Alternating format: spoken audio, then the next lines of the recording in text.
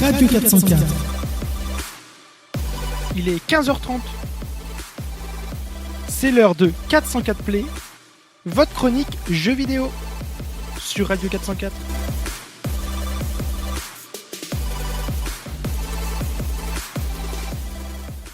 Pour cette première chronique sur Radio 404, on va aborder un sujet d'actualité, l'évolution des jeux vidéo sur les interfaces mobiles.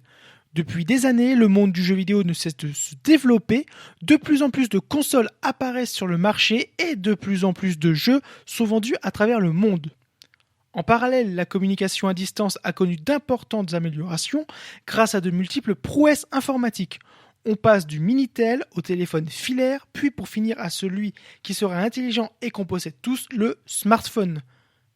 Les plus grands éditeurs de jeux vidéo n'hésitent pas à multiplier la sortie de leurs jeux sur différentes consoles. On a par exemple la sortie de la Nintendo DS il y a quelques années, une console portable que l'on peut transporter partout avec nous. Cependant, les éditeurs ne s'arrêtent pas là et visent une plateforme insoupçonnée, le téléphone mobile. Amusant, additif, pas cher et voire même gratuit pour la plupart, les jeux pour smartphone sont aujourd'hui très nombreux et occupent une nouvelle place dans le marché du jeu vidéo.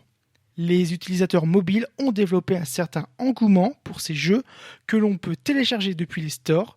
Certains ressortent du lot, tels que la société King et son célèbre Candy Crush, qui a même eu le droit à ses propres spots publicitaires à la télévision.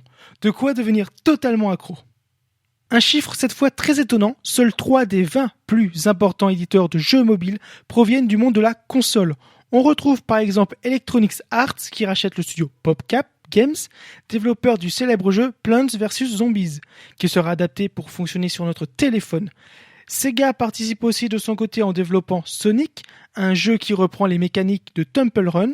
Les revenus générés sont en constante progression. Le secteur mobile a par exemple généré chez Sega 30 millions d'euros au second trimestre de 2013. Et le phénomène aujourd'hui, c'est bien sûr Pokémon Go que nous avons pu tous retrouver sur les stores il y a quelques semaines. Le principe est simple, grâce à la réalité augmentée, l'utilisateur recherche des Pokémon virtuels tout en arpentant les rues afin de remplir sa collection. Au lancement du jeu, Pokémon Go est très vite devenu un phénomène de société et pour preuve, le 10 août dernier, le Guinness Book des records annonce que le jeu a battu le record du nombre de téléchargements en moins d'un mois pour un jeu sur mobile avec plus de 130 millions de téléchargements. Enfin, pour finir, on annonce déjà de nouveaux jeux sur les plateformes mobiles et par exemple l'arrivée prochaine de Super Mario Run sur iOS. De nombreux autres jeux sont annoncés sur mobile comme Fire Emblem et Animal Crossing.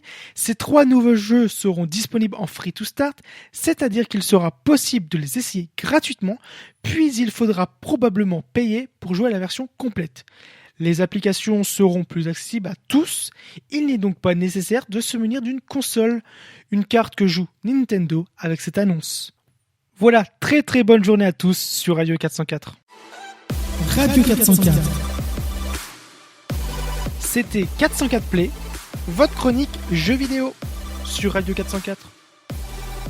Retrouvez cette chronique ainsi que tous nos programmes en replay sur notre site internet radio404.fr.